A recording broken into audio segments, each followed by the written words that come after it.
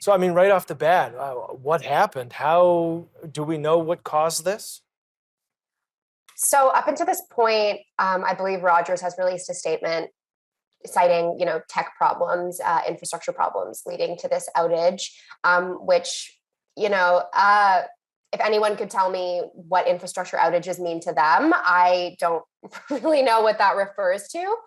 But we do know that a major problem with their network caused nearly a third of the country to be without connectivity. And I mean, so you mentioned a third of the country. Um, it wasn't just home internet and cell phone coverage, if I'm understanding this correctly. It spread much further than that. Can you explain to viewers just how widespread the consequences of the outage were? For sure. And I mean, it's a really great opportunity, this outage, for us to highlight exactly how much of a monopoly we're operating under in Canada. So Rogers, yes, of course, owns networks. They own, internet and cell phone networks. They also own part of the Interact infrastructure. So that is how we saw a lot of banking outages. They own grocery stores. They own stadiums. They really have their hands in a lot of different aspects of our industry. So not only were Rogers customers affected, but people who aren't even Rogers carriers were seeing issues because they were not able to use debit machines, were not able to use ATMs, were not able to send money. And it really speaks to how broken our system is when one company's tech problems really lead to affecting nearly the entire country. Yeah, you raise a very good point there. I mean, Interact alone, I know, handles tens of millions of transactions a day. I don't think we have the data yet on what the total economic cost or impact was of the outage. But I mean, one thing that leaves a lot of people scratching their heads at is Rogers' response. What has their response been for consumers who are impacted by this, and is it adequate?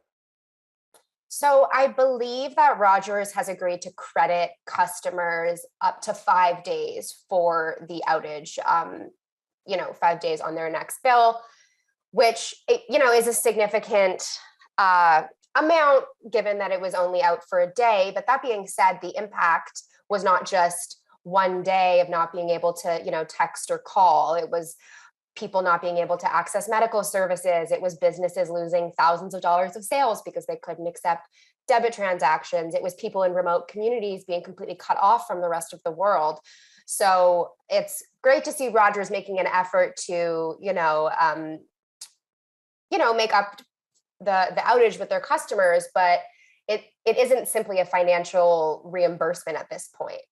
And just on that Interact note, because that's the one that really makes me scratch my head, is how does the nation's payment provider, in many instances, solely rely on one network? I would assume, and you can correct me if I'm wrong, that obviously puts them at a lot of risk, and obviously this outage highlights that. Yes, definitely. And I mean, it really speaks to, again, our system. We live in an oligopoly. So we have these big three companies, Bell, Telus, and Rogers, who control nearly 90% of our networks. And this is what happens when one of those companies goes down. So in this case, it was Rogers. If it happens again in the future, who knows what the impact would be under Bell, under Telus. Each of those companies also own massive amounts of our economy.